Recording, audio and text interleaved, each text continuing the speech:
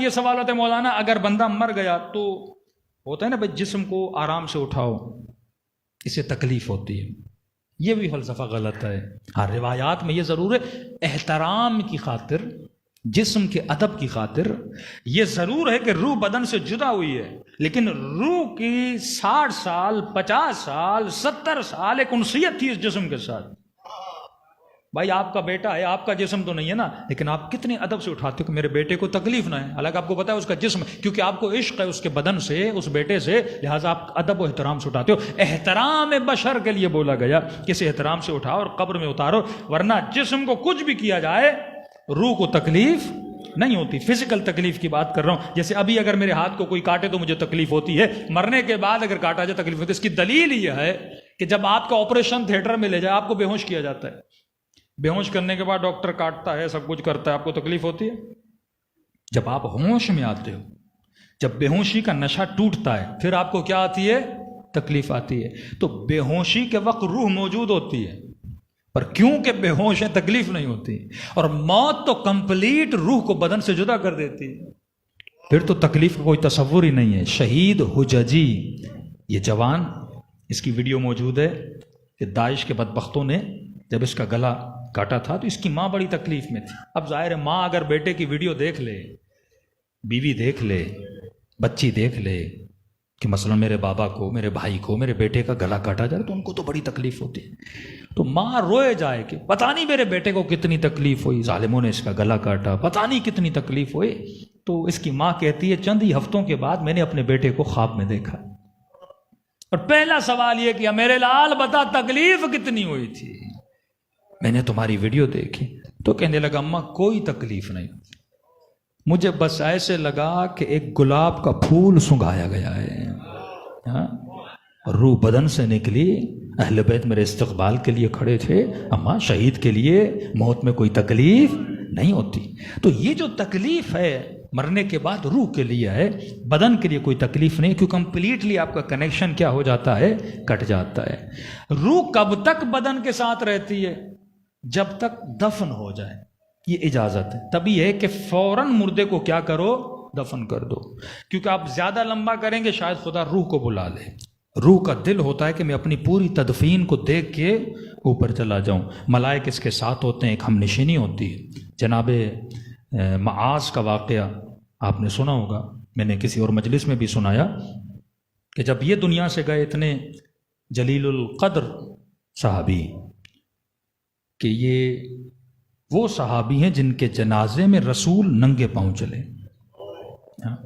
یہ دلیلیں آپ چھوٹی چھوٹی جمع کر لیں کہ بولا جاتا ہے شیعہ جلوسوں میں ننگے پاؤں کیوں چلتے ہیں، کربلا ننگے پاؤں کیوں جاتے ہیں، یہ دلیل ہے۔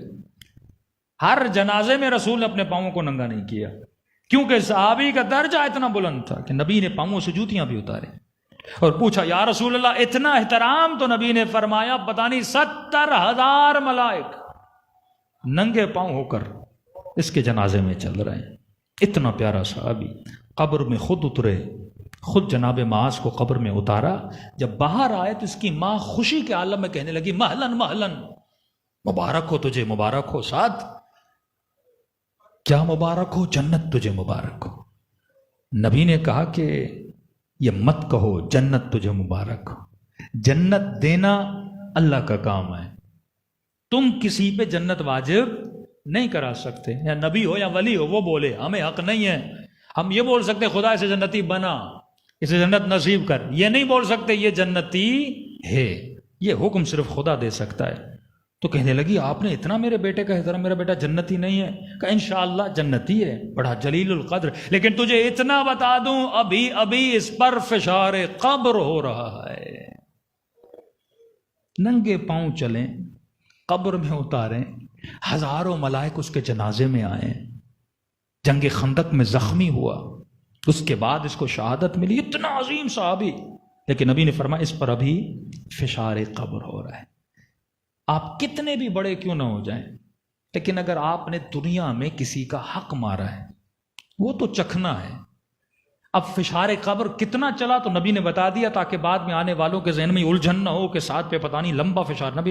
نبی نے کچھ لکڑیاں رکھی، ٹہنیاں رکھی، کہ جب تک یہ خشک ہو جائے نا تب تک اس کا فشار قبر چلتا ہے، اس کے بعد فشار قبر کیا ہو جائے گا؟ ختم ہو جائے گا۔ اس لیے مستحب بھی ہے جب ان مردوں کو دفن کرو تو معصوم فرماتے ان کی قبر پر پانی چھڑکا کرو، جب تک قبر گیلی رہے گی تب تک فشار قبر ہوگا، جیسے پانی خشک ہو گیا فشار قبر ختم ہو جائے گا، مدت جو فشار قبر کی وہ کیا ہو جاتی ہے؟ کم ہو جاتی۔ اب فشار قبر کی کیفیت کیا ہے وہ اللہ جانے اور عالم برزخ جانے، لیکن کیوں فشار قبر ہوا؟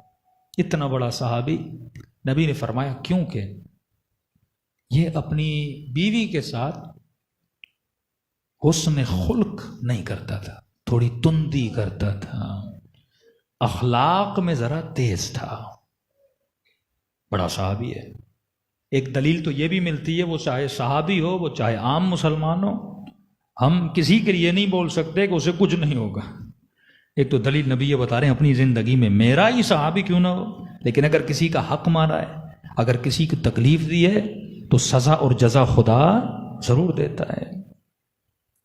تبھی فرمایا کہ افضلکم ایمانا احسنکم اخلاقا، تم سب میں افضل ترین ایمان اس کا ہے جس کا سب سے بہترین اخلاق ہے۔ اخلاق تو بھائی ہمارا ورثہ ہے نا۔ میں ہمیشہ ہر مجلس میں کہتا ہوں دوسروں نے اپنی تلوار کے ذریعے سے مسلمان بنائے، علی نے اپنے اخلاق کے ذریعے سے شیعہ بنائے۔ وہاب قلبی اخلاق حسین کی وجہ سے مسلمان بنا، حر اخلاق حسین کی وجہ سے لشکر امام میں آیا، ورنہ 500 سال تک حکومتیں ظالموں کی رہیں، اینٹی شیعہ اسٹیٹس بنے، مارا گیا، قتل کیا گیا، زندانوں میں ڈالا گیا، لیکن پھر بھی آپ تصور کریں عالم اسلام میں اللہ نے شیعت کو برکت کیوں دی ہے؟ اخلاق کی وجہ سے نا، تربیت اہل بیت کی وجہ سے۔ تو فرمایا افضلکم ایمانا احسنکم اخلاقا۔ مولا فرماتے ہیں مومن کی نشانی اس کے چہرے پر ہمیشہ مسکراہٹ ہوتی ہے۔